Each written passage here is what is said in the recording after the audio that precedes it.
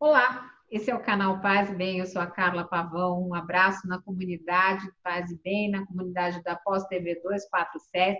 Nós estamos hoje aqui para uma conversa sobre espiritismo e meio ambiente. Nós vamos conversar com o Sinuê Miguel, que é historiador e está aí participando do movimento espírita há 17 anos, e com o Sérgio Maurício, que já esteve com a gente, que é coordenador do movimento Espíritas à Esquerda. Ele vem conduzindo uma série de debates a respeito de espiritismo, também pelo Facebook e nas mídias dele. Então, eu queria cumprimentar os dois e queria começar já pondo aqui uma pergunta para a gente pensar no seguinte sentido. Ontem nós tivemos a reunião fatídica. Na reunião fatídica, uma das pautas foi justamente o meio ambiente. Quando a gente viu que não é prioridade, as pessoas têm que. A sugestão era que se aproveitasse desse momento de dor para flexibilizar tudo que vem acontecendo. Então, a questão é: como é que o movimento espírita poderia, nesse momento, se comportar para preservar esse meio ambiente? Eu vou começar dando a palavra para o Sinuê, depois eu queria ouvir também o Sérgio. Vamos lá conversar sobre isso um pouco? Tá bem. Bom, boa noite, eu não sei, bom dia a todos. Tá dando para me escutar bem? Ok.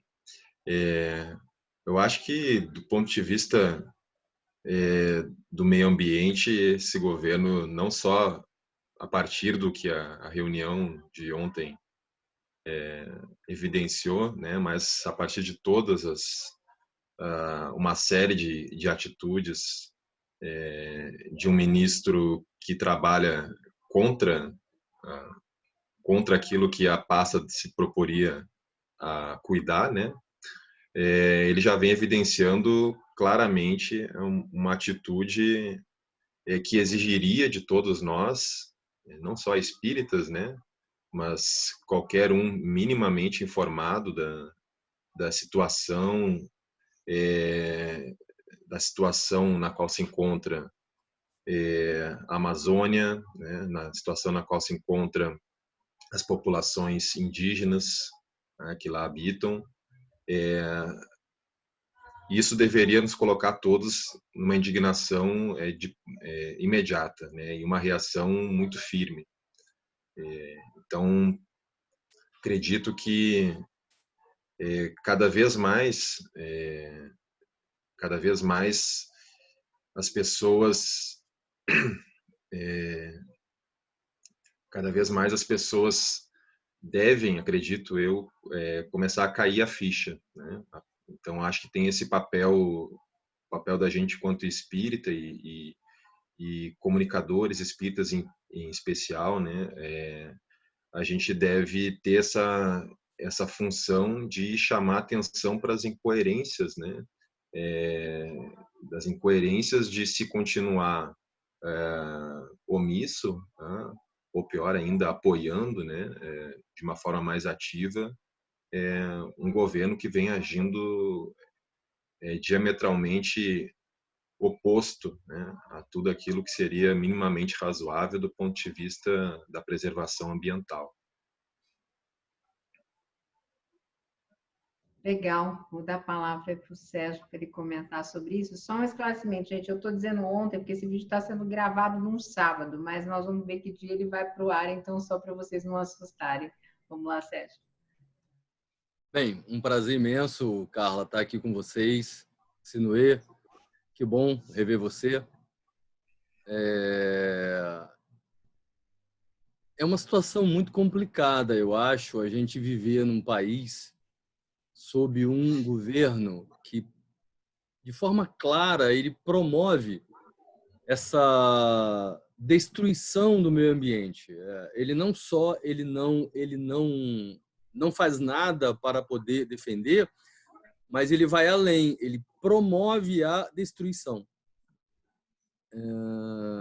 Para um espírita, eu acho que fica muito complicado você conseguir justificar. Eu fico imaginando aqueles espíritas, que eu sempre chamo carinhosamente dos bolso espíritas, como é que eles conseguem resolver esse problema diante daquilo que está lá colocado em todas as propostas que os espíritos trouxeram, naquilo que foi ensinado de forma clara, ou seja, que é preciso defender o meio ambiente, que é preciso preservar a natureza, porque nós temos que estar integrados nela.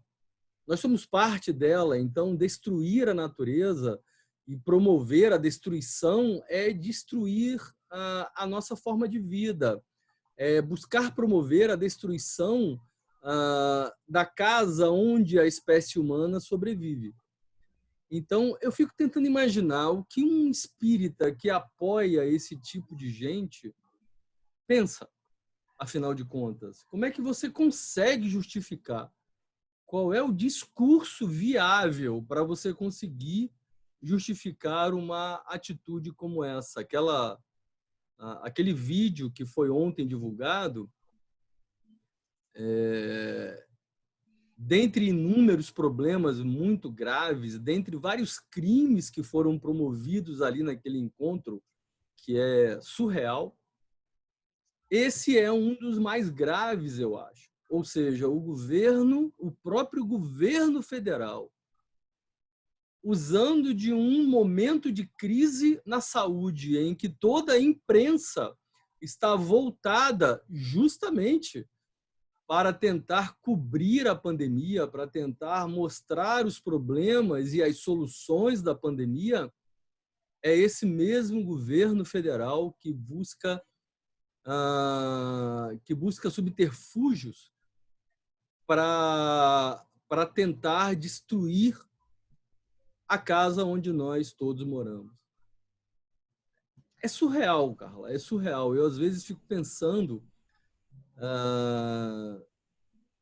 que mal nós fizemos para viver uma situação tão dramática, tão cruel, como nós temos vivido nesses últimos tempos, nesses últimos 5 anos. O Brasil vem numa toada de crescimento de problemas, acirrando as diferenças, com a própria promoção do ódio, e o ódio contra a pessoa, o ódio contra o planeta, o ódio contra tudo.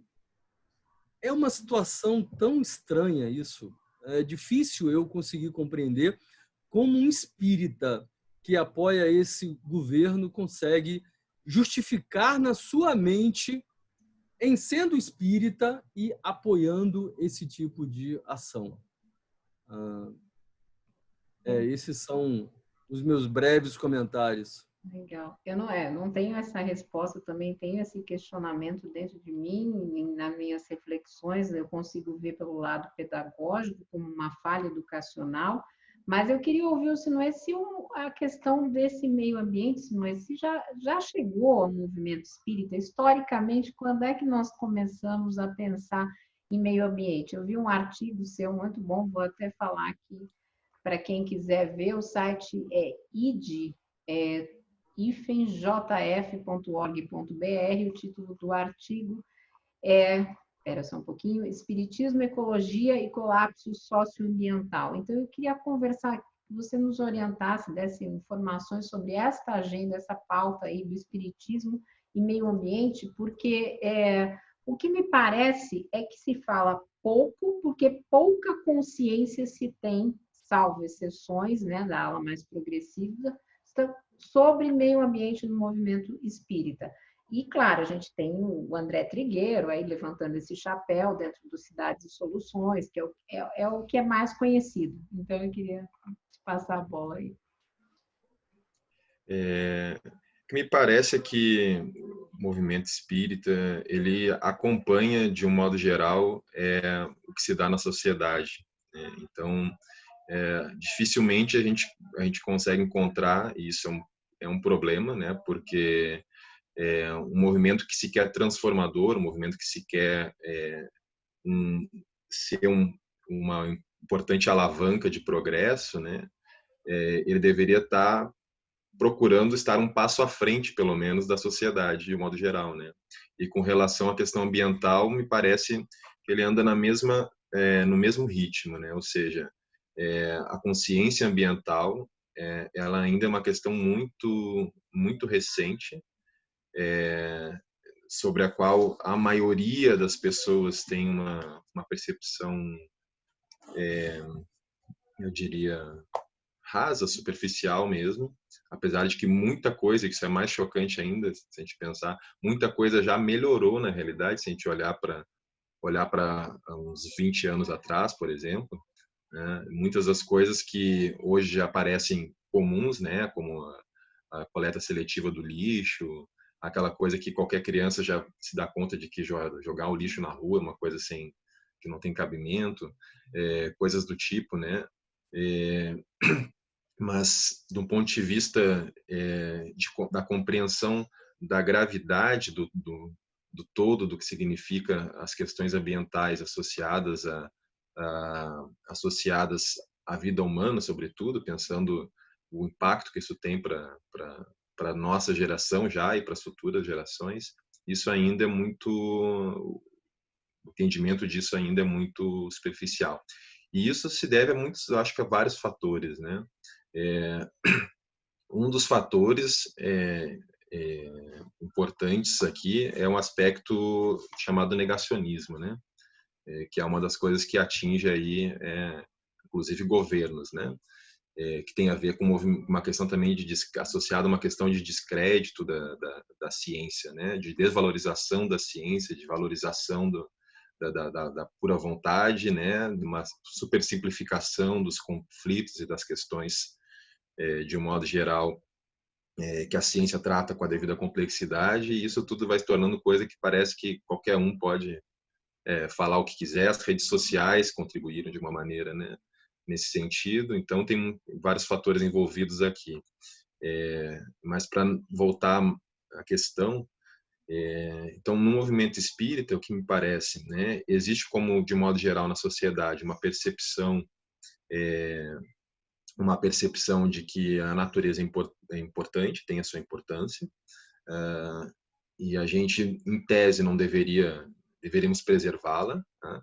Mas o significado mais concreto disso, e mais ainda do que o significado concreto disso, uma tomada efetiva de posição e de ação, de tomar atitudes que possam fazer frente, né, ao desafio imenso colocado pelos problemas ambientais, isso a gente não tem, né? E isso a gente carece de modo geral na sociedade como um todo, né? Mas aí, repetindo, né, um movimento que se quer ser um elemento de transformação, ele tem que querer estar à frente, né? Ele tem que querer se colocar na parte mais avançada da sociedade, né?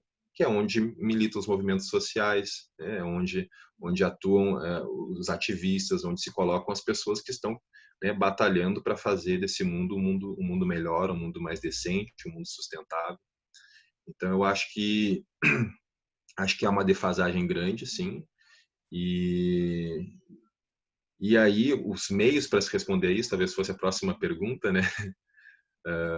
Como a gente lidar com isso é extremamente desafiador, extremamente complexo, né? De um modo mais amplo, né? Eu acredito que é central a questão da mídia, né? Como a mídia trabalha com as questões ambientais, que papel, que centralidade que isso tem. Os partidos, né? Os partidos políticos, como é que isso está na agenda dos partidos ou não está, né? Ou está de uma forma muito secundarizada, né? Chama especial atenção daí para dentro do campo da esquerda, que há uma grande defasagem também, o que é uma coisa bastante grave, né? Ainda são poucos setores dentro da esquerda que dão a devida atenção às problemáticas ecológicas, né? Então, eu diria que é um desafio muito grande, né? Como fazer, então, por onde começar, por onde ir, com quem a gente se agarra aí para tentar caminhar na velocidade necessária que a gente precisa, na verdade, para responder a uma situação que é muito urgente. Legal, eu queria ouvir o Sérgio Maurício, mas antes eu queria fazer mais uma provocação para ele, porque Eu sei que ele tem um certo domínio nessa área. As organizações usam um critério que é o tripé de sustentabilidade, né, para medir o impacto delas social, financeiro e ambiental, de forma já para ver como é que elas estão indo. Algumas empresas, né? A minha proposta, a minha pergunta é a seguinte: será que a gente conseguiria, no movimento espírita, também fazer um quadrado de sustentabilidade e inserir também uma medição espiritual? Porque, assim, o que eu vejo hoje em dia e essa medição espiritual seria uma coisa que eu estou pensando agora aqui, gente, mas seria uma coisa, por exemplo, para as pessoas passarem, a partir do espiritismo, a refletir sobre o meio ambiente, como se tivesse mesmo uma medição de tudo isso, porque o que eu vejo desde a minha infância, eu vejo pessoas que ainda têm o conceito, por exemplo, um conceito básico de que a árvore suja. Ah, não vamos plantar árvore? Isso a gente ouve. Talvez o Sinuê não tenha ouvido, eu não sei se o Sérgio Maurício ouviu. Não vamos plantar árvore, que a árvore suja à frente da casa, a gente tem que tirar as folhas. É uma coisa muito, muito antiga, mas que ainda, por exemplo, se você vê em região periférica, como eu que sou da Zona Leste, ela existe. Ela existe. Quem planta árvore normalmente é o prédio que tem condomínio, as pessoas não pedem. Então, dá para a gente, será que inovar no movimento espírita e surgir, passar a ter reflexões sobre a medição da consciência ambiental das pessoas? Eu acho que você está com o microfone fechado. É para você, Sérgio, que eu estou te perguntando isso. Vamos lá. O teu microfone. Não, é que eu pensei que você tava, que quem ia falar era ele, o Sinuê, mas então vamos lá. Eu acho que essa questão, para a gente chegar ao próprio movimento espírita, a gente precisa entender primeiro a questão de forma um pouco mais básica. Como é que eu entendo de forma geral esse problema ambiental? Nós vivemos já há 3 séculos sob um sistema de produção econômica que ele é um sistema que vive da exploração. Então, ele se autossustenta por meio do aumento contínuo daquilo que ele explora. Então, ele não só explora a mão de obra de forma extensiva, mas ele explora recursos econômicos, recursos ambientais, recursos materiais. Então, ele precisa explorar e superexplorar para poder garantir cada vez mais aquilo que o faz renovar, que é o lucro. Então, o sistema em si, ele é montado de uma forma que ele funciona exatamente para explorar até o limite possível. Então, ele é um sistema que, num tempo qualquer, que a gente não saberia especificar, mas há várias obras que dizem que pode ser ainda esse século. Tem até um livro muito bom, recomendo, acho que, no caso, o Sinuê deve também conhecer, A Sexta Extinção, um livro muito bom, maravilhoso, que fala um pouco sobre isso. Ou seja, nós estamos, por conta desse período de alta exploração capitalista, do sistema capitalista, tanto do homem quanto do meio, ele leva de forma inexorável o homem à sua própria extinção. Por quê? Porque ele destrói o meio, ele destrói as condições de vida para a própria espécie. Então, nós não só vamos levar a uma extinção em massa de espécies, daí a sexta extinção em massa, não só vamos levar a uma extinção em massa, como também estamos colocando em risco a própria extinção da nossa espécie. Ele é um sistema que necessariamente precisa ser superado. Não há outra forma, porque esse sistema funciona dessa forma. Então, não é possível, por mais que a gente encontre formas para poder mitigar o sistema, dar algumas pequenas soluções, alguns sinões aqui, acolá, que vão tentar resolver coisas bem pontuais, mas de forma macro para todo o nosso planeta, isso jamais será uma solução definitiva, porque o sistema em si ele não comporta esse tipo de coisa. O sistema funciona para uma exploração massiva.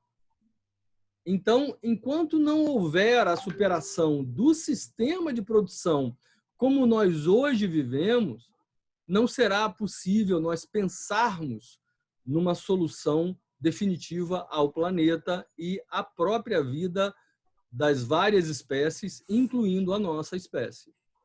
E aí, entrando... Deixa eu perguntar uma coisa, só deixa eu interromper para perguntar uma coisa. Mas e aí, a gente não tem a lei de conservação lá no Livro dos Espíritos? Essa lei de conservação não deveria formar a base do pensamento de um espírita e se estender para o meio ambiente? Pronto, então, é onde eu ia chegar agora. Então, como a gente traz isso para dentro do meio espírita? Como a gente discute isso? Então, isso é um tema que nós precisamos discutir. Ou seja, como vários outros temas que é a nossa pauta social, que é a nossa pauta dos vários problemas da sociedade, o nosso movimento espírita precisa colocar esses pontos na sua pauta diária, na sua pauta de estudos, diálogos, discussões, palestras, seminários. Essa coisa de ficar só fazendo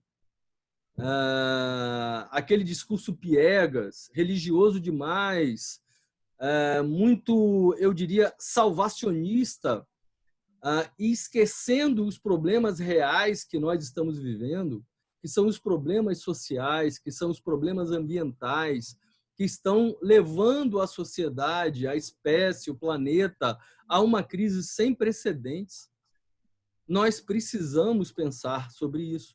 O movimento espírita precisa debruçar-se sobre isso, levar aqueles que estão frequentando as casas espíritas, federações, grupos, instituições, levar esse tipo de tema para que nós possamos refletir juntos.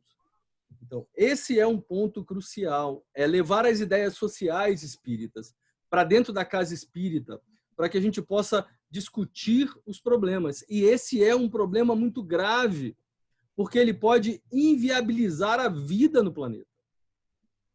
Então, nós precisamos sim, Carla, precisamos levar isso de forma urgente. Não só esse ponto é também crucial, mas precisamos levar outros pontos, como a própria pobreza, miséria, exploração do trabalho. Então, todos esses problemas precisam ser levados. A lei de conservação fala que nós temos dentro de nós esse instinto, essa busca pela nossa preservação e a busca pela preservação da própria espécie. Mas o sistema de produção, que é uma construção social, ele tem levado a espécie humana a uma autodestruição. Parece uma coisa paradoxal. Ou seja, nós temos um instinto de conservação, mas vivemos sob uma construção social que está nos autodestruindo. Precisamos pensar muito sobre isso, precisamos refletir sobre isso. Afinal de contas, qual a solução a ser dada? Então, fica esse ponto para a nossa reflexão. Legal, eu queria ouvir o Sinuê, queria dizer o seguinte, Sinuê, naquele seu artigo publicado que eu citei aqui, me chamou muita atenção a foto, tem a foto da Greta, claro, mas tem uma foto de uma abelha, porque a gente sabe que as abelhas aí correm sérios riscos e, em consequência, se houver uma extinção dela, nós também corremos risco. Então, eu queria te ouvir sobre todos esses temas aí que a gente acabou conversando aqui, à luz do Espiritismo. Eu acho que, assim, em primeiro lugar, tem uma questão da abordagem, né, ambiental. Tradicionalmente, a gente pensa a questão ambiental, eu mesma aprendi, assim, a questão de você ir educando, sobretudo com foco nas novas gerações, né, na ideia de que a gente ia gradativamente tendo saltos, tendo uma elevação do nível de consciência ambiental, né, a partir desse trabalho educacional, né, desde pequenininho. Com isso a gente ia amanhã colher os frutos, né, desse trabalho. Ou seja, uma abordagem gradualista, né? E qual é o grande problema, né, que se coloca hoje? O caráter de urgência, né? Então, dado o caráter de urgência do problema que a gente está enfrentando, como o Sérgio colocou, é uma crise sem precedentes, que coloca de fato uma ameaça existencial, não só para outras espécies, né? A gente tem um risco de chegar até o final desse século com uma extinção de 50% das espécies existentes no planeta. Isso é uma coisa absurda, né? Deveria isso já nos dar peraí, né? O que está acontecendo? Mas não só as demais espécies, mas nós mesmos, né? O Homo sapiens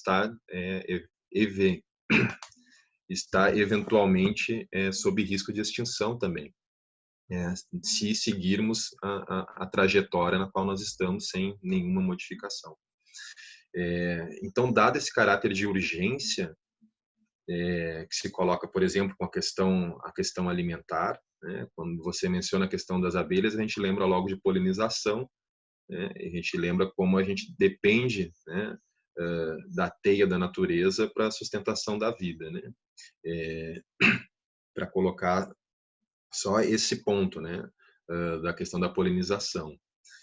A gente tem uma degradação generalizada dos solos, a gente tem uma degradação generalizada das águas, dos rios, dos oceanos, né?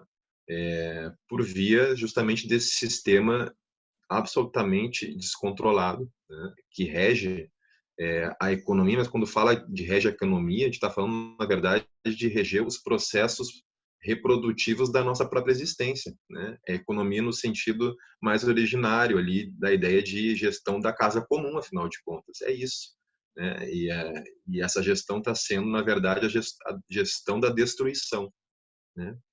Então, a gente pegar o radical de ecologia e economia é o mesmo, né? É o eco, né? Que refere ao oikos lá do grego, quer dizer a casa, né? Então, a questão agora é que a gente tem que colocar o nomia, né? Que é a lei, a regra, né? Sobre a casa, né? A partir do princípio de uma lógica da casa. A casa que define os termos, que é o que a ecologia coloca, né? Então, é o logos da casa que deveria colocar em primeiro lugar para a gente raciocinar daí em termos de que economia vai funcionar dentro desse planeta. Tem que ser uma economia que caiba nesse planeta, né? E isso que está acontecendo é o exato oposto. Então, dada a gravidade, e eu pretendo falar um pouco mais de alguns dados, alguns elementos para tornar isso mais concreto, logo mais adiante, mas dada essa gravidade, queria reter esse ponto, né, a questão da abordagem. Então, uma abordagem muito gradualista, ela tem poucas chances de responder ao problema na velocidade requerida. E aí, quando eu penso, por exemplo, na casa espírita, né, eu penso, não adianta a gente trabalhar com uma espécie de gotinhas de sabedoria que a gente vai, aos poucos, né, se sensibilizando lentamente. Eu começo a pensar muito mais em termos de uma espécie de abalo sísmico na alma, né? A gente precisa de um chacoalhão, na realidade. Precisa ser alguma coisa muito mais profunda e acelerada do que um processo gradual. Então, a nossa ideia aqui de transformação tem que ser uma espécie de educação para a urgência, né? Nos educar de hoje para amanhã, porque a gente não tem mais tempo a perder, né? Eu vou falar um pouquinho de algumas projeções associadas às mudanças climáticas e ao aquecimento global, para situar isso nesse campo maior da questão ecológica, né? Então, o que é as chamadas mudanças climáticas que a gente mais comumente, né, veio ouvindo ao longo de já desde os anos 90, né? Isso foi se popularizando a ideia de que o mundo está aquecendo, né? O aquecimento global, aquecimento global. Eu lembro quando eu era criança eu ouvia muito isso de uma forma recorrente assim, e eu acho que isso colou um pouco na cabeça da minha geração. Lá pelas tantas, né? Eu tenho a impressão de que de tanto a gente ouvir falar nisso e não ver muito concretamente, não sentir, né? Porque a gente ouve falar e acaba assim, esquece 90% de toda a discussão científica que tem e fica só com o mundo vai esquentar, né? É o que acaba ficando, né, retido, a manchete do jornal, a manchete o que passa na televisão, enfim. E fica isso na cabeça das pessoas. Então, a impressão que eu tenho é que ficou assim, já que a gente não está vendo a desgraça acontecendo agora, né, parece que aquilo se torna menos real. Então, a gente esquece, né? Então, falou, e de tanto falar e não aconteceu, desgastou, de alguma maneira. Então, parece que a gente relaxa, né? E o que acontece é que nos últimos anos, né, todas aquelas projeções que já vêm sendo feitas lá desde o final dos anos 80, né, com sucessivos relatórios, a partir, sobretudo, da criação do painel intergovernamental para mudanças climáticas, né, que é abrigado pela ONU e reúne uma série de cientistas no mundo todo que trabalham recolhendo o que há de melhor, de mais avançado na pesquisa científica na área climática. E a partir desses relatórios, né, eles produzem diretrizes executivas, né, no sentido de fornecer aos governos parâmetros para uma ação concreta. E nos últimos anos o que se viu é não só a confirmação daquilo que estava se prevendo lá nos anos 80, né, mas pior, né, numa velocidade maior do que projetado, né, uma gravidade pior do que projetado. Por exemplo, o degelo da Antártica, que era antes tido como uma coisa praticamente descartada, já está acontecendo, né? O derretimento do Ártico, o gelo marinho que tem no norte do planeta, uma velocidade muito maior do que a prevista, né? E, então, todos os processos de degradação associados à mudança climática devem vir numa velocidade ainda maior, né, do que aquilo que vinha sendo colocado, projetado anos atrás, né? É a tendência que está se revelando aí pelos estudos empíricos, né? Então, dada essa condição, o que aconteceu, né? Para situar bem o que significa falar de urgência climática, que é um tema que está ganhando a mídia em alguns locais aí do planeta, e aqui ainda não ganhou com a centralidade, com a gravidade que deveria. São algumas poucas vozes que se levantam para falar disso, e espero que isso mude rapidamente, né?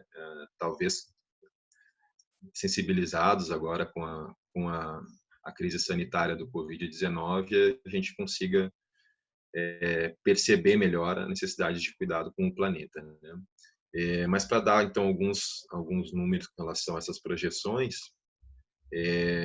lá em 2015 se assinou um chamado Acordo de Paris, né, que foi um acordo onde se pretendeu, a partir desses relatórios do IPCC, a partir desses relatórios, formular até onde seria aceitável um aquecimento global, né? Em que nível de temperatura a gente poderia ter algum grau de segurança de não produzir mecanismos de autorreprodução das mudanças climáticas que fossem incontroláveis, ou seja, uma escalada de aquecimento que fosse às alturas de um modo a possivelmente levar à extinção da nossa espécie. Então, se colocou como um termo limite a ideia de que a gente não pode ultrapassar 2 graus de aumento na temperatura, né? Idealmente 1,5 graus. E o que isso quer dizer? Quando eu falo isso para os meus alunos, né? Trabalho isso, tento articular com a temática de história, né? E pensar no processo de revolução industrial, que está diretamente associado à questão do aquecimento global, né? Ao uso dos combustíveis fósseis, né? Que é a principal causa do aquecimento antropogênico causado pela atividade humana. Então, eu sempre falo assim, bom, fala em 1 grau, 2 graus, parece uma besteira, né? Parece alguma coisa que não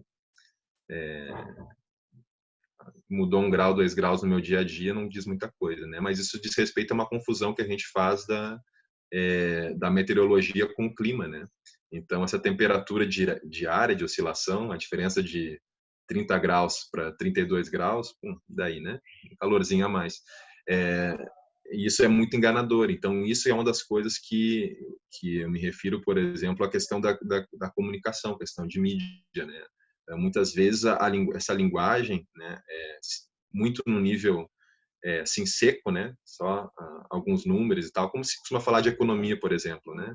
A bolsa sobe, a bolsa desce, não sei o quê, fica aquele monte de número, juros e tal. O que isso concretamente quer dizer, né? Então, eu sinto que isso falta, né? Então, entender de que essa variação, né, o aumento da temperatura média somada todas as variações de temperatura ao longo do ano, né, e em todas as regiões do planeta, tá, na superfície terrestre, nos oceanos, tudo isso somado você faz uma média. Significa que a temperatura pode variar mais ou menos de acordo com a região, de acordo com com se é no oceano, se é na superfície terrestre, tá? De modo que o impacto pode ser muito maior e num determinado período do ano, né? E a gente sabe quanto a agricultura é sensível às variações climáticas, né? Não precisa ser o ano inteiro de período de aumento de temperatura. Se a gente tiver num determinado período do ano, né, uma temperatura muito alta, você pode aniquilar uma colheita, né? E isso já pode significar uma crise grave de abastecimento, né? Então, pensar nesses termos. Então, o que se coloca basicamente é esse limite, né, de que a gente não poderia ultrapassar 2 graus de aumento, e idealmente parando em 1,5. A gente já ultrapassou 1 grau, né? A gente já ultrapassou 1 grau de aumento. Então, a gente está muito próximo, né?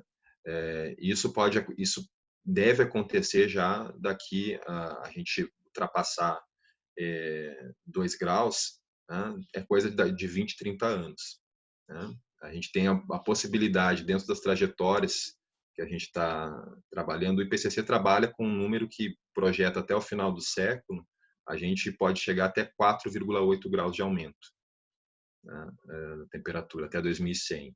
Esse número deve ser revisado, né, com novos estudos climatológicos, né, mais precisos. O próximo modelo que vai abastecer aí o próximo relatório de 2022 deve apontar para um aumento de até 6,8 até 7 graus no final do século. Isso é apocalíptico.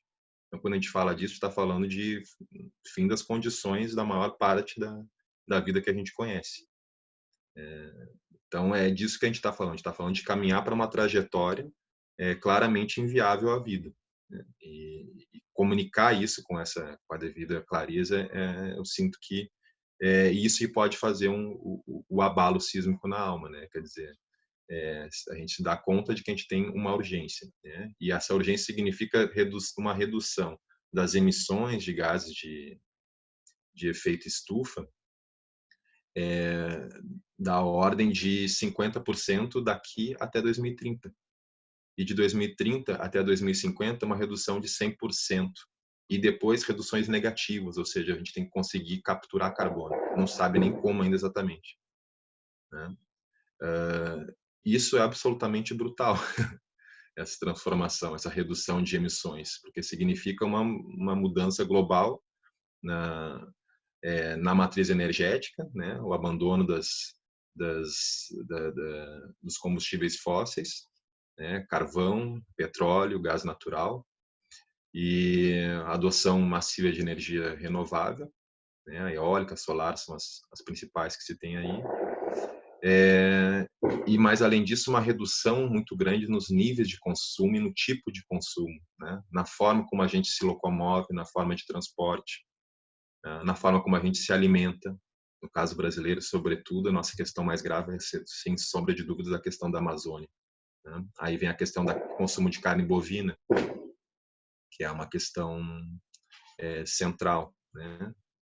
Depois eu posso falar um pouco mais, que eu já falei bastante com esses dados todos, assim, mas eu queria expor um pouco mais de elementos concretos para dizer de que situação a gente está falando, de que gravidade que a gente está falando, né? Porque isso já muda o jeito como a gente vai tratar, né? Se a gente reconhece que tem uma crise com essa gravidade, com essa urgência, a reação a isso tem que ser em outro patamar, né? eu queria, com base nessas suas considerações, o que me tocou e eu queria passar até a bola para o Sérgio falar, foi o seguinte, você fala de mobilização. Eu tenho participado das reuniões da economia de Clara e Francisco, lideradas pela ABEF, a liderança é o Eduardo Brasileiro, que estreou faz algumas semanas aqui no canal, é um jovem. E lá, esses jovens que vão encontrar o Papa Francisco em algum momento, porque a pandemia adiou, né, esse encontro, eles têm produzido, eles têm vilas temáticas, e uma delas é da nossa casa, né, com base no Laudato Si, onde eles discutem sobre essas questões do momento. E o meio ambiente está no centro disso para o Papa Francisco.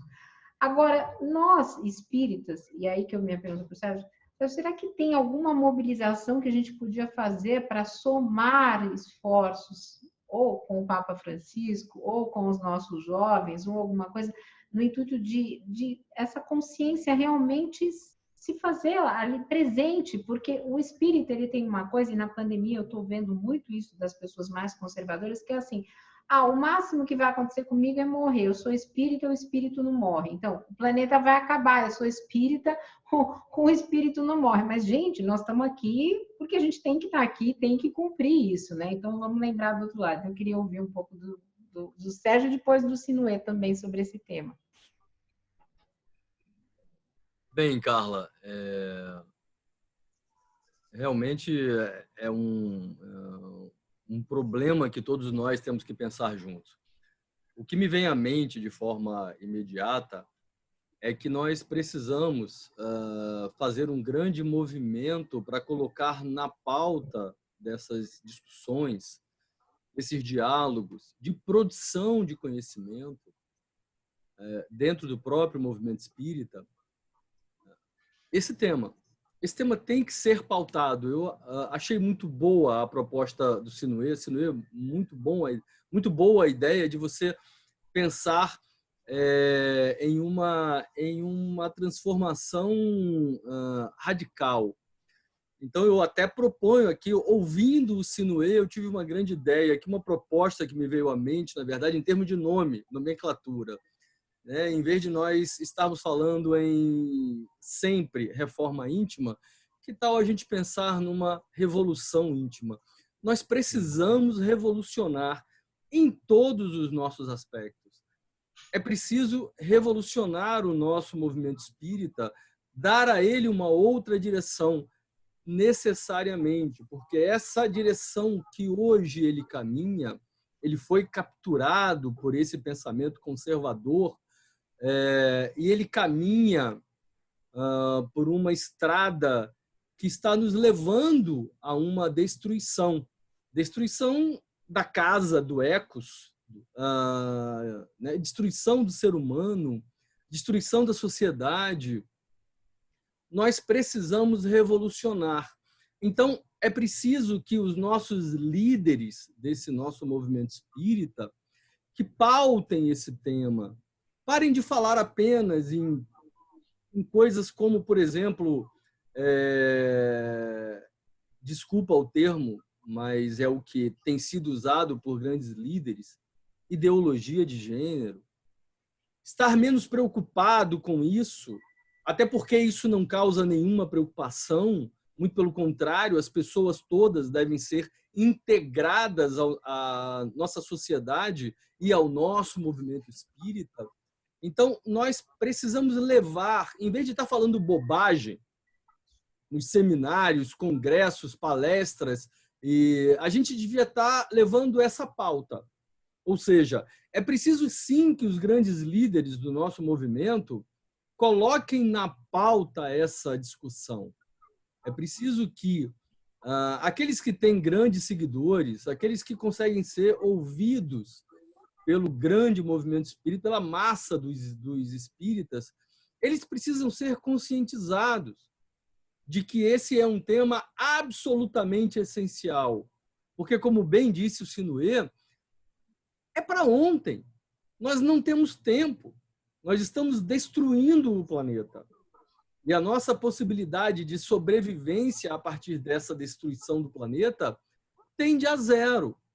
Então, é preciso que a gente paute isso. É preciso que a gente consiga acordar as pessoas. Eu acho que cabe-nos, movimento espírita progressista, levar essas pautas, levar isso adiante, expor o problema, como bem fez o Sinuê, colocando os números, os fatos. É preciso expor o problema. E quando nós expomos o problema, fica claro que nós precisamos discuti-lo. E, ao discutir, pensar em soluções, pensar em transformação, pensar nessa nossa revolução íntima. É preciso mudar, e é preciso mudar para ontem. Nós não temos tempo. Daqui a 10, 20, 30 anos, o planeta pode chegar em uma situação que muitas espécies estarão desaparecidas. Muitas. Mas são milhões de espécies. Então, nós precisamos tomar uma atitude agora. Adorei a fala do Sinuê por conta disso. Então, nós precisamos levar essa ideia de que esse tema é essencial, esse tema é premente, ele é prioritário. Nós não temos tempo de ficar falando bobagem dentro das nossas palestras, dos nossos centros espíritas. Precisamos falar das coisas que afligem o homem, afligem o planeta. E são coisas reais, concretas. Eu me lembro quando Jesus foi falar às pessoas, quando ele disse, olha, quando você faz isso a qualquer um desses pequeninos, e ele cita algumas coisas, é a fome, é a sede, é o frio, é a solidão, são coisas concretas, reais, materiais. É desse problema que ele falava, é disso que nós precisamos, nesse momento, estar preocupados. Eu acho que precisamos focar a nossa discussão para essa nossa realidade, que é cruel. Não vejo outra saída dentro do movimento espírita. De que outra forma a gente poderia pensar isso? E aí eu também deixo essa questão para que vocês falem um pouco sobre isso também. Posso comentar? Pode. Eu penso assim, pelo menos duas coisas para dizer para quem pensa nesses termos conformistas, né, a partir dessa ideia de que se eu sou um espírito imortal, então a vida corpórea, né, deixa para lá, né? A gente tem pelo menos duas coisas importantes aqui, né? Uma, essa ideia de que nós somos corresponsáveis pela existência, pela criação, somos co-criadores, né? Tanto para o bem quanto para o mal, tanto para construir quanto para destruir. Então, o sentido da própria existência é esse, afinal de contas, né? É o que a gente está colocando, né, nessa grande criação cósmica, né? A gente está agindo como seres da devastação ou seres da construção, né? Seres que trabalham para a gente, né, criar condições para uma vida feliz, uma vida digna, né? Condições para a felicidade ou condições para o sofrimento, né? E aí o segundo ponto vem na cabeça das pessoas quando fala o fim do mundo, uma ideia de, né, como Hollywood populariza muito essa visão, né, de que vem uma grande onda e, enfim, leva todo mundo, um meteoro que cai nas nossas cabeças e é assim, né, numa tacada, numa leva e acabou, né? E, eventualmente tem sobreviventes e aí é o apocalipse zumbi, coisas desse gênero, né? E isso está no imaginário, assim. E acontece que não se trata disso, né? E é um dos problemas que é muito referido na literatura das mudanças climáticas, né? Elas vão se dando de uma maneira gradual, né? E eventualmente com disparadas, né? Por essa mudança ir se dando dessa maneira gradual, quando a gente se der conta da gravidade, é tarde demais já para poder reagir. O sentir na pele, de fato, uma temperatura, por exemplo, que leva à morte, porque ela é excessivamente quente numa região excessivamente úmida, como o norte do Brasil, e as pessoas não vão poder passar mais do que uma hora na rua, senão o corpo, literalmente, enfim, ele se degrada e morre. Então, quando chegar a esse ponto, é tarde demais. para reagir, porque as mudanças climáticas já vão ter chegado num patamar de uma relação completamente incontrolável e não tem mais volta, a gente não volta mais atrás. E aí é pensar de que essa condição de sofrimento ela vai se prolongar para uma série de gerações ainda. Significa de um egoísmo tamanho. Primeiro, bom que nós mesmos podemos já viver na pele isso tudo, né? Existem projeções quanto ao número de refugiados climáticos. Tá? São projeções muito sérias e elas já colocam, né? São os números com os quais trabalha a ONU. Daqui até 2050 a gente tem uma projeção de 200 milhões a 1 bilhão de refugiados climáticos, né? Com as mudanças que já estão aparecendo agora, e como eu disse, muitas delas têm se revelado excessivamente conservadoras, né? Isso pode ser ainda muito pior. Daqui para 2050, né? A gente não está falando ainda dessas temperaturas de mais elevadas, de um aumento de mais 4 graus, ou mais 5, ou mais do que isso. Tá?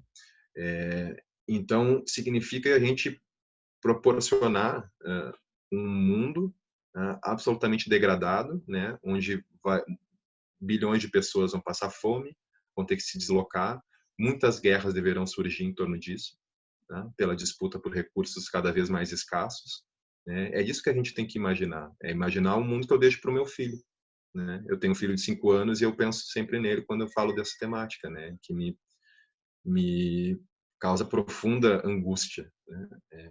Penso que idade ele vai ter quando o mundo atingir 2 graus de aumento. Que idade ele vai ter quando o mundo atingir 3 graus de aumento, né? E né, se eu tiver um neto, eu vou pensar mais para frente ainda, né? Então, você não precisa ser nem espírita, nem pensar que pode voltar para cá, né? Você pode até abstrair a reencarnação, mas imagine que você tem sua descendência, né? E isso deveria ser razão suficiente para mobilizar qualquer pessoa minimamente sensível, né?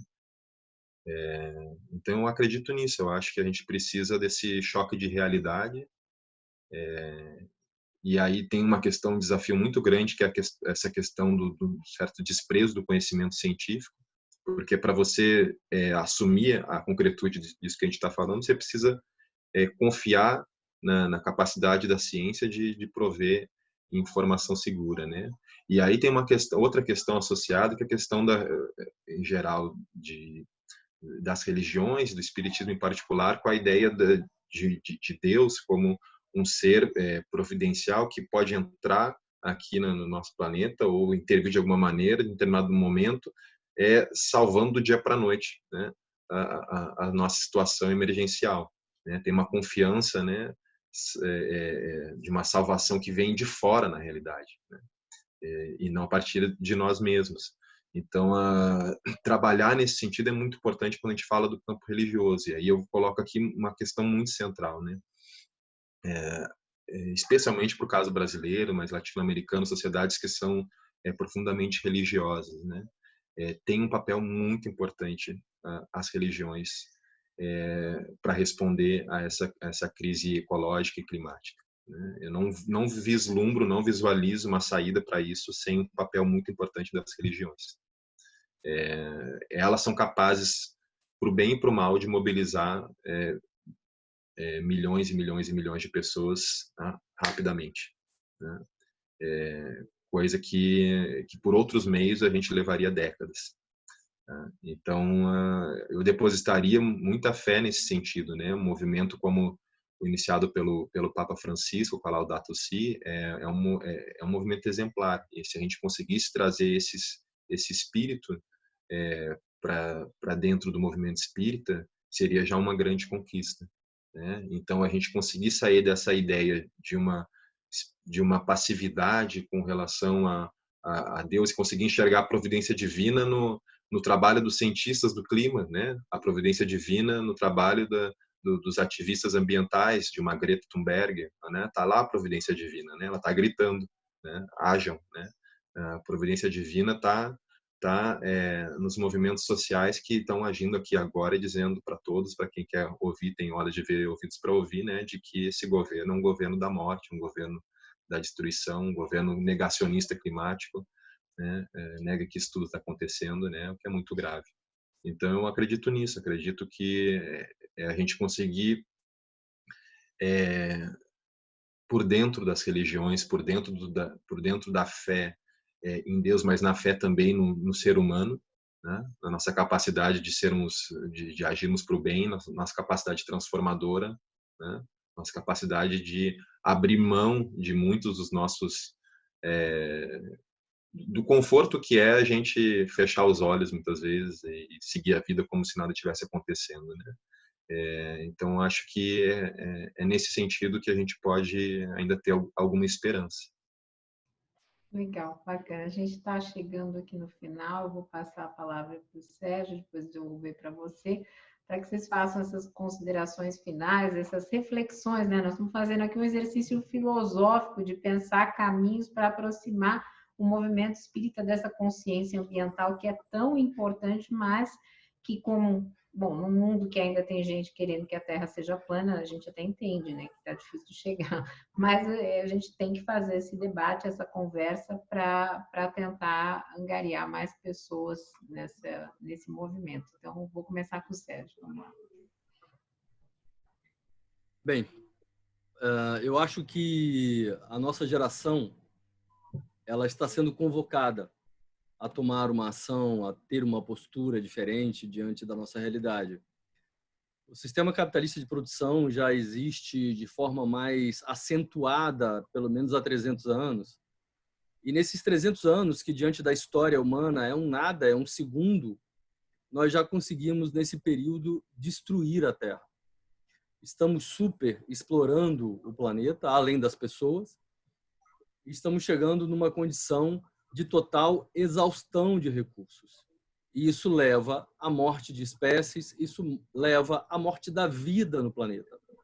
Então, nós, que talvez já em vidas anteriores, já também participamos desse processo destrutivo, estamos sendo agora chamados a tentar reverter, ao menos tentar paralisar essa bola de neve que vem destruindo o planeta. Eu fico feliz quando vejo, por exemplo, o Papa Católico tomando atitudes, tomando a frente, sendo um grande protagonista desse processo. Seria bom que nós também, espíritas e outros credos, e os que não têm credos, que toda a humanidade estivesse realmente voltada a esse grande objetivo, porque nós precisamos efetivamente salvar o planeta. Porque como ele vem sendo conduzido por nós, pela nossa forma social, organizativa, nós estamos destruindo o planeta. Então precisamos sim, e esse é o nosso momento, a nossa geração está sendo convocada para isso. E precisamos reverberar esse discurso, precisamos ampliar a nossa voz, para que mais pessoas nos ouçam, para que mais pessoas estejam atentas e sejam conscientizadas de que é preciso, sim, reverter o processo. É preciso não apenas paralisar o processo, é preciso reverter o processo, sob o risco de nós termos um caos ambiental sem tamanho, o que vai levar à morte, à fome, como bem disse o Sinuê, à guerra, a vários problemas sociais e problemas ambientais. Então, ficam essas minhas palavras aqui, finais, para que a gente possa refletir e possa realmente tentar motivar o nosso meio, que é o nosso movimento espírita, para que ele esteja mobilizado em prol dessa grande ideia, que é de conscientizar a nossa geração de que essa é uma luta necessária e é uma luta premente, urgente. Não tá aqui. Vou passar a palavra aqui para o Sinuê, vamos lá. Daí, Sinuê, vamos lá para as suas considerações finais, por favor. Muito bem. Então, queria chamar a gente, assim, o movimento espírita, para os espíritas, reforçar esse chamado do Sérgio, para que a gente coloque no centro das todas as questões, só se tornam, só fazem sentido se a gente tiver um mundo, um planeta. Portanto, não faz sentido a gente discutir uma série de questões que são, sem dúvida nenhuma, importantes, são relevantes, se a gente desconsiderar, esquecer o que a gente está fazendo com o nosso planeta, com o nosso meio ambiente, né? Então, eu diria isso. E aí, concretamente, chamaria muita atenção, né? Aquilo que está mais ao alcance do nosso alcance imediato, que é a questão da floresta amazônica. Tá? A floresta amazônica ela já está 17% desmatada. Qual é o grande drama da floresta amazônica, né? Do ponto de vista ambiental e climático? É que ela pode rapidamente colapsar. Ou seja, a partir de um determinado momento, né, se projeta aí entre 20% e 25% de desmatamento, ela já pode entrar nesse estágio de ponto sem volta, onde ela entraria num processo de colapso, perdendo a característica de floresta tropical, né, se tornando uma espécie de savana, né, de caatinga, uma caatinga empobrecida, né? E isso significa em primeiro lugar, um acrescimento brutal aí na liberação de gás carbônico, né, na atmosfera, né, produzindo um aumento de 0,7 graus, né, só na nossa região aqui da América, né, e tornando basicamente inviável qualquer plano aí de redução das emissões. Tá? Em segundo lugar, a nossa. Em segundo lugar, a nossa. Posso, filho. Meu pequeno aqui. Fechei, tá? Obrigado. De nada. E em segundo lugar, é o nosso regime de chuvas, que é totalmente dependente, né, dependente da floresta, né, através dos chamados rios voadores, né, que é o que permite, né, a agricultura pujante que o Brasil possui. Então, ela é absolutamente vital. Então, eu diria, a batalha pela proteção da Amazônia é uma batalha crucial do nosso tempo, né? Isso está muito perto. Isso pode acontecer, esse colapso total, né?